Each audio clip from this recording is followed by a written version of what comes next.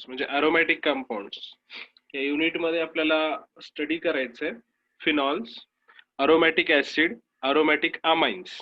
तर आपण ह्या युनिटला 3 चॅप्टर कन्सिडर करणार आहोत. पहिला चॅप्टर फिनॉल, दुसरा अरोमॅटिक अमाइन्स, तिसरा अरोमॅटिक ऍसिड्स. असे तिन्ही याच्यामध्ये आपण एक एक चॅप्टर वाईज कव्हर करू. फिनॉल्स काय आहेत हे ऑलरेडी तुम्हाला माहिती आहे. माझ्या मताने 11-12 किंवा फर्स्ट इयर मध्ये पण झालेले. फिनॉल्स हे बेन्झिनचे डेरिव्हेटिव्ह आहेत. ओके, जसं की फिनॉल कोणाला म्हणायचं की बेन्झिन रिंगवरचे जे 6 कार्बन आहेत त्या 6 कार्बन मधला एका कार्बन वरती जर OH ग्रुप डायरेक्टली अटॅच असेल तर त्याला आपण फिनॉल असं म्हणतो. आता हे फिनॉल काय आहेत बघा. Hydroxyl group attached to the carbon atom of an aromatic ring. Aromatic ring म्हणजे बेन्झिन रिंग. आता अरोमॅटिक रिंग का म्हटलं इथं, कारण इथं कुठलीही अरोमॅटिक रिंग असू शकते. सायक्लिक स्ट्रक्चर जो की अरोमॅटिसिटी दाखवतो, त्या अरोमॅटिक रिंगच्या कुठल्याही कार्बनवरती, कुठल्याही एका कार्बनवरती कमीत कमी एक हायड्रोजन ॲटम अपेक्षित, एक हायड्रॉक्सिल ग्रुप अपेक्षित आहे, तर तो फिनॉल असतो. मग ती सिंगल सायक्लिक असेल, बाय सायक्लिक असेल किंवा अजून काही, पण कंडिशन काय की ती अरोमॅटिक रिंग असायला हवी. ओके, बघा ही अरोमॅटिक रिंग, याला OH ग्रुप अटॅच. त्यानंतर हे स्ट्रक्चर तर आपण ऑलरेडी पाहिले की सगळे कार्बन sp2 हायब्रिडाइज असतात. त्याच्यामध्ये 3 पाय बॉन्ड आहेत. ओके, त्याच्यानंतर ओके 3 पाय बॉन्ड आहेत, अल्टरनेटिंग आहे, डिलोकलायझेशन ऑफ पाय इलेक्ट्रॉन होतं. हे सगळं आपण बेन्झिन मध्ये पाहिले. हे 5ही कार्बनचं जो काही ऑर्बिटल पिक्चर आहे तो सेम आहे बेन्झिन सारखा. ऍडिशनल काय आहे, इथं जो हायड्रोजन होता एका कार्बनवर, त्या हायड्रोजनच्या ठिकाणी हायड्रॉक्सिल ग्रुप अटॅच आहे. Okay, OH group.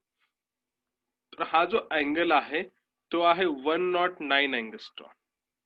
ओके, 109 अँगस्ट्रॉन. तर रिंग मधला अँगल आहे 120 अँगस्ट्रॉन. आता 136 PM ही बॉन्ड लेंथ आहे. Okay, 136 p. त्याच्यानंतर बघा, याला ज्यावेळेस आपण अल्कोहोल मध्ये कन्सिडर करतो, मिथेनॉल मध्ये 142 PM. बॉन्ड अँगल आहे 108.5. तसंच मिथॉक्सी मिथेन मध्ये पण कंपॅरेटिव्ह. हे कशासाठी पाहतोय, कारण फिनॉल्स आपल्याला ऍसिडिक प्रॉपर्टीज दाखवण्यामागे हा सगळ्यात मोठा रिझन आहे. ओके, काय तर बघा,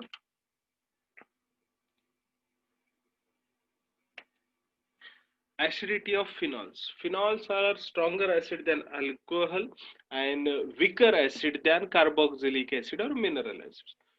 फिनॉल्स ऍसिडिक प्रॉपर्टी दाखवतात, पण फिनॉल मध्ये काय OH ग्रुप आहे. अजून कशात OH ग्रुप असतो तर अल्कोहोल्स मध्ये. पण अल्कोहोल ऍसिडिक नाहीये, तर फिनॉल ऍसिडिक आहे, कारण त्याच्या बॉन्ड लेंथ वरनं त्याचं pKa व्हॅल्यू 10 आहे त्यामुळे. ओके, तर ह्या पद्धतीने त्याच्यानंतर फिनॉल्स काय करतात, blue litmus paper red convert करतात. ओके, अजून जर अल्कोहोल असते तर अल्कोहोल मध्ये रेझोनेटिंग स्ट्रक्चर नाहीये. आता बघ, resonance in phenol weakens the oxygen hydrogen bond, release of proton. बघा, आता हे ऑक्सिजन याच्यावरती निगेटिव्ह चार्ज आहे, ऑक्सिजन वरती पार्शियल निगेटिव्ह असतो, OH हा पॉझिटिव्ह. तर हा बॉन्ड वीक करण्यासाठी, तर हा पॉझिटिव्ह. ऍसिड असणं म्हणजे काय की acids have ability to donate a proton, म्हणजे त्यांच्यात काय कॅपॅसिटी असते की हायड्रोजन रिलीज ते सहजरित्या करू शकतात. आता काय होतं, ह्या रेझोनन्स स्ट्रक्चर मुळे हा ऑक्सिजन इकडे ओढला जातो, ह्यांचं बॉन्ड लेंथ पण कमी आहे अल्कोहोल पेक्षा. त्याच्यामुळे काय होतं की हा बॉन्ड ऑलरेडी वीक होतो. एकतर हा निगेटिव्ह हा पॉझिटिव्ह आणि ह्या रेझोनन्स कडे ओढला जातो. That's why. ओके, त्याच्यामुळे हा बॉन्ड लवकर प्रोटॉन देऊ शकतो, जसं की इथे दाखवलं H प्लस प्लस फिनॉक्साइड आहे. ओके, तर याच्यामुळे the oxygen hydrogen bond weakens the oxygen hydrogen bond and release of proton, जी की ऍसिडची प्रॉपर्टी की it can easily give the proton. So phenol can easily donate the proton on hydroxyl group and becomes the phenoxide ion आणि H plus releases. याच्यामुळे phenols हे acidic आहे. Okay, effect, आता हे फिनॉल तर ऍसिडिक आहेत, पण हे कसे आहेत किंवा ह्याच्यावर कोणाकोणाचा परिणाम होऊ शकतो. जसे की आपण बेन्झिनच्या मोनोसबस्टिट्यूशनवर फरक पाहिला, इलेक्ट्रॉन विथड्रॉविंगचा, इलेक्ट्रॉन डोनेटिंग ग्रुपचा. तशाच पद्धतीने जर इलेक्ट्रॉन रिलीजिंग ग्रुप जर फिनॉल वरती आले तर त्याच्या ऍसिडिटी वरती काय फरक पडतो. इलेक्ट्रॉन विथड्रॉइंग ग्रुप आले तर त्याच्या ऍसिडिटी वरती काय फरक पडतो हे आपण पाहू. Electron withdrawing group increases the acidity. Electron withdrawing group increases the acidity while electron releasing group decreases the acidity. का बर? कारण ऑलरेडी ह्याची इलेक्ट्रॉन निगेटिव्ह कॅपॅसिटी आहे, त्याला कंपन्सेट करण्यासाठी इलेक्ट्रॉन विथड्रॉविंग ह्याच्यातनं इलेक्ट्रॉन काढले तर डिसस्टेबल होतो O आणि H मधला बॉन्ड अजून जास्त, त्याच्यामुळे ऍसिडिटी इन्क्रीज होते, लवकर तो प्रोटॉन देऊ शकतो. पण इलेक्ट्रॉन रिलीजिंग असेल तर तो इलेक्ट्रॉन ऍड करतोय, त्याच्यामुळे प्रोटॉन त्याच बॉन्ड मध्ये राहतो, त्याच्यामुळे लवकर प्रोटॉन दिला जात नाही. That's why decreases the acidity. आता ह्याचा जो सिक्वेन्स आहे कसा आहे, 2,4,6 trinitrophenol having the higher acidity. Okay, 2,4,6 dinitro, 4 nitrophenol, 2 nitrophenol आणि शेवटी फिनॉल, याची ऍसिडिटी कमी, कारण हे सगळे इलेक्ट्रॉन विथड्रॉइंग ग्रुप आहेत नायट्रोचे, त्याच्यामुळे हायर ऍसिडिटी. फिनॉलची ह्या सगळ्यांमध्ये ही सगळ्यात कमी.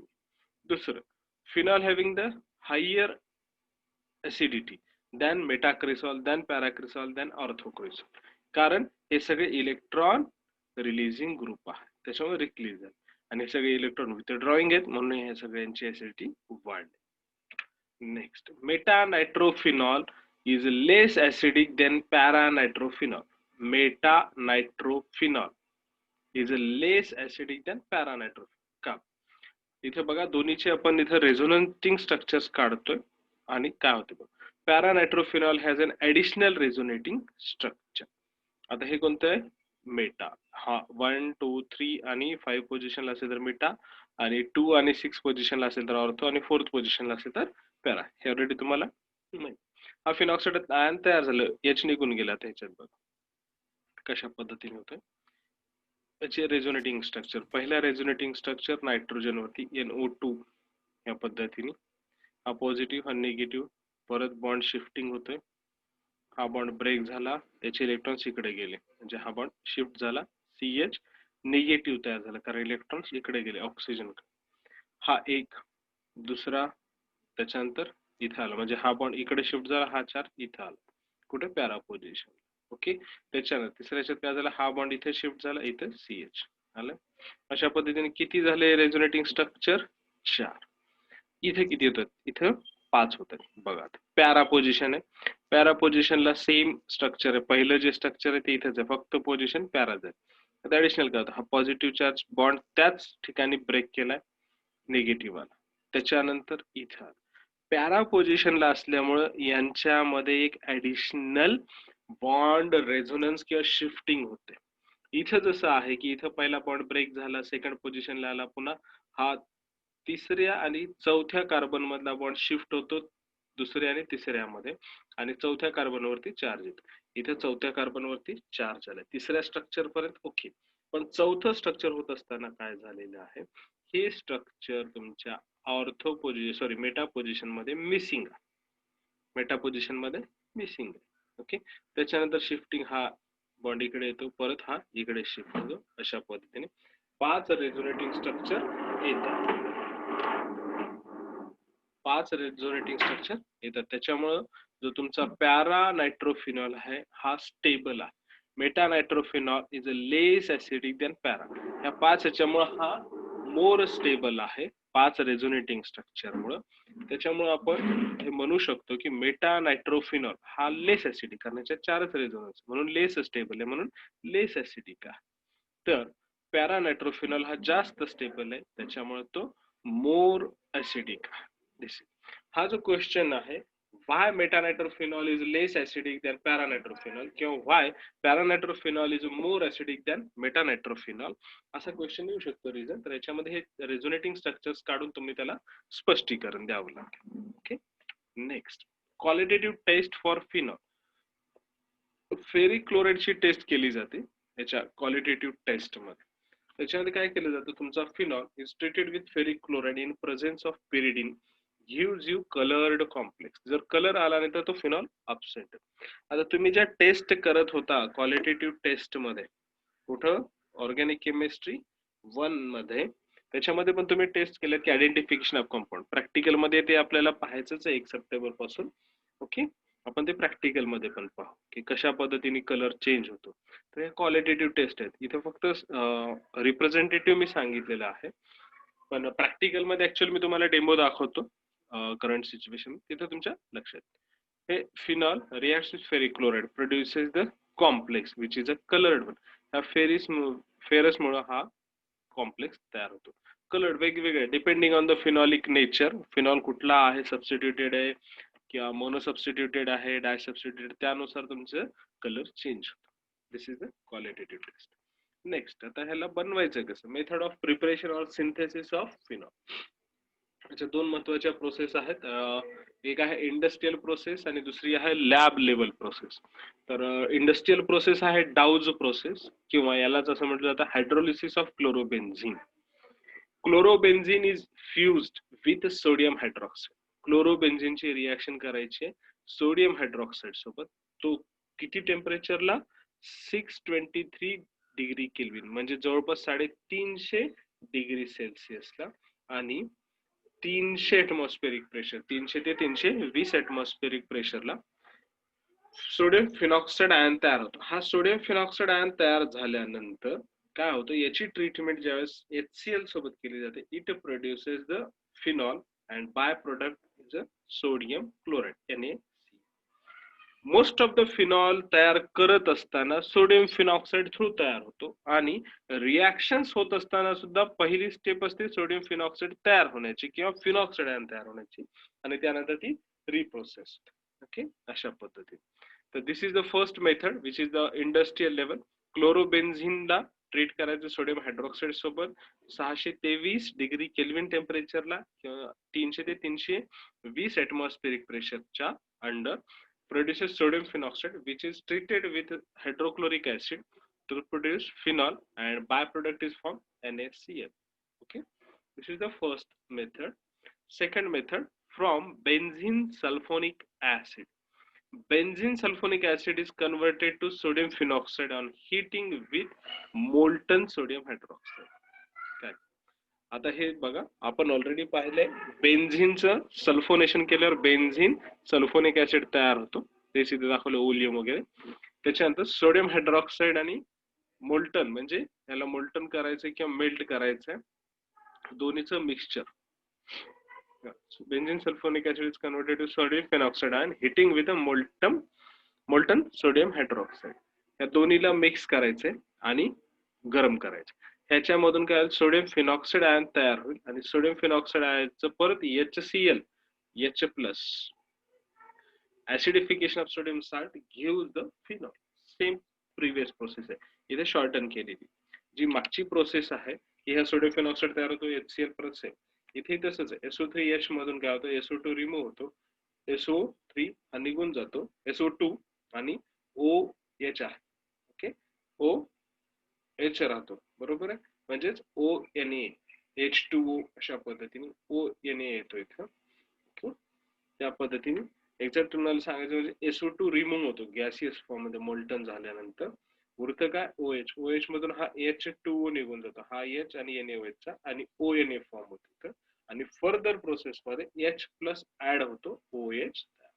Sodium phenoxide get converted to phenol. Same process आहे, याच्यात एक मधली स्टेप आहे, म्हणजे SO3H बेन्झिन इथे येईल, त्याच्यानंतर हा ONA, इथं काय येईल मग, SO2 निघून जाईल, -H2 असेल, आणि परत सोडियम फिनॉक्साइड तयार झाले की HCl आणि OH. ही स्टेप सेम राहील, फक्त इथल्या स्टेप मध्ये SO2 एक निघून जाईल आणि H2 हा बाय प्रोडक्ट ह्या स्टेप मध्ये. It is a continuous process, त्याच्यामुळे ह्याच्यात आपण वेगळं काही सांगू शकतो. ओके, ही कमर्शियल लेवलला वापरली जात नाही, but it is one of the non method. Okay, next, from diazonium salt. आता ही रिएक्शन परत एकदा तुम्हाला पाहायला मिळेल application of ammonium diazonium salt, ammonium diazonium salt मध्ये. ओके, कुठं, दुसरा जो आपला चॅप्टर आहे याच युनिट मध्ये, अरोमॅटिक अमाइन्स, तिथे. Diazonium salt is formed by treating an aromatic primary amine with a nitrous acid, NaNO2 plus HCl at 273 to 278 degree Kelvin. काय, डायझोनियम साल्ट कसा तयार होतो, तुमचा जो ऍनिलीन आहे त्याची ट्रीटमेंट करायची सोडियम नायट्राइट आणि HCl सोबत, gives you diazonium salt. N triple bond N Cl minus अशा पद्धतीने जो मधला आहे त्याला आपलं पॉझिटिव्ह हे होतो नायट्रोजन अमोनियम होतो. डायझोनियम डायझो म्हणजे दोन आयझो नियम साल्ट कारण हा पॉझिटिव्ह त्याच्यामुळे diazonium salt Cl. Diazonium chloride benzene diazonium chloride हा कुठून तयार केला ॲनिलीन. ॲनिलीन कुठून तयार केला बेन्झीनचं अमायनेशन कर. ओके हा benzene diazonium salt. Hydrolyse to phenols याचं वॉटर सोबत ट्रीटमेंट केलं की तुमचा OH plus N2 plus HCl अशा पद्धतीने तयार. N2 ला N2 रिमूव्ह होतो आणि HCl. इथं तुम्हाला HCl पहिल्या स्टेप मध्ये लागतं जिथे की तुम्ही डायझोनियम साल्ट तयार करता ह्याला सेपरेट आउट करायचं आणि फर्दर ट्रीटमेंट करायची. ओके अशा पद्धतीने फिनॉल तयार होतो. आणि ही जी मेथड आहे ही lab level method from diazonium salt ही लॅब लेवल मेथड आहे. From cumene phenol is manufactured from hydrocarbon that is cumin. Cumin isopropyl benzene is to cumin hydroperoxide. Hydrocarbon म्हणजेच काय आयसोप्रोपिल बेन्झीन यालाच आपण काय म्हणतो क्युमिन. याचं ऑक्सिडेशन करायचंय. ऑक्सिडेशन केलं काय क्युमिन हायड्रोपर ऑक्साइड अशा पद्धतीने तयार हायड्रोपर ऑक्साइड. याची ट्रीटमेंट जेव्हा वॉटर सोबत होईल किंवा हायड्रोलिसिस होईल त्यावेळेस you got the phenol and form the CH3COCH. कोणतं कंपाऊंड CH3CO कीटोनिक कंपाऊंड आहे. यस ॲसिटोन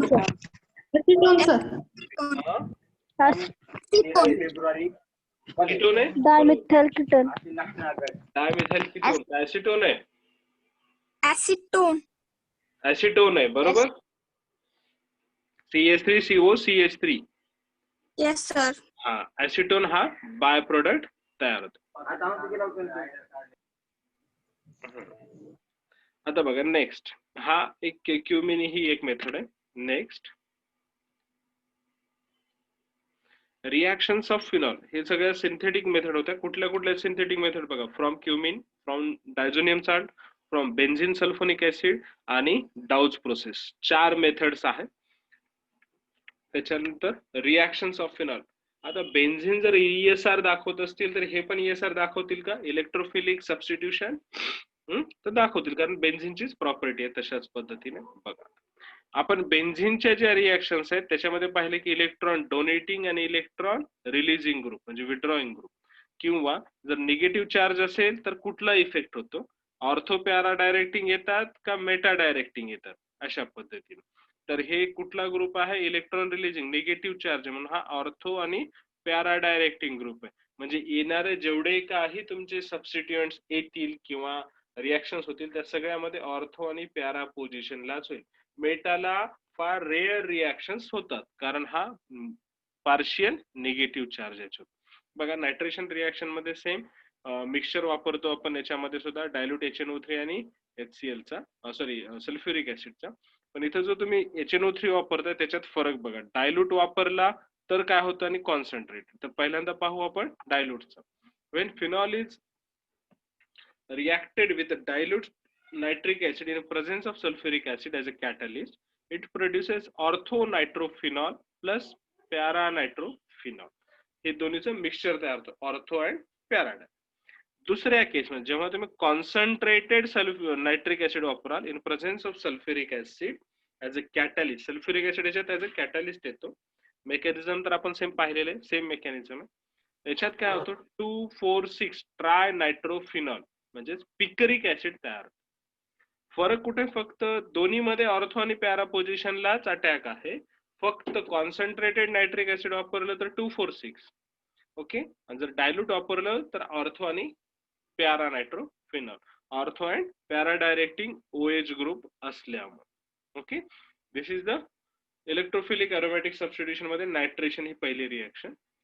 दुसरी रिएक्शन आहे हॅलोजिनेशन. ही पण सेम याच्यामध्ये पण OH ग्रुप आहे तोच ग्रुप आहे. तर काय होईल ऑर्थो अँड पॅरा डायरेक्टिंग. याच्यामध्ये ब्रोमीन इन अप्रोटेक सॉल्व्हंट CS2 किंवा तुमचं कार्बन डायसल्फाइड हा 230 73 डिग्रीला जर तुम्ही ह्यांचं मिक्सचर गरम केलं तर तुम्हाला काय मिळेल, ऑर्थोब्रोमोफिनॉल दॅट इज मायनर प्रोडक्ट आणि पॅराब्रोमोफिनॉल अशा पद्धती. जर तुम्ही ब्रोमीन वॉटर सोबत रिएक्शन केली हे सॉल्व्हंट न वापरता, you directly use the bromine water, then it forms the 2,4,6 tribromophenol. काय तर ब्रोमीन वॉटर सोबत रिएक्शन्स केली तर ट्रायब्रोमोफिनॉल तयार होते. 2,4,6 ऑर्थो आणि प्यारा. लक्षात ठेवण्यासाठी फार इझी आहे. बेन्झीन जर तुम्ही चॅप्टर व्यवस्थित स्टडी केला तर त्याच्यावर तुम्ही पुढले जेवढे आहेत जसे की अरोमॅटिक अमाइन्स आहे, अरोमॅटिक ऍसिड्स आहे किंवा फिनॉल आहे ह्यांच्या रिएक्शन इझिली प्रिडिक्ट करू शकता. कारण बेसिक आहे. बेन्झीनचं ESR माहित आहे, मोनोसबस्टिट्यूशनचा इफेक्ट म्हणजे इथं येणारा ग्रुप डायरेक्ट करतो इथं कुठले सबस्टिट्यूट.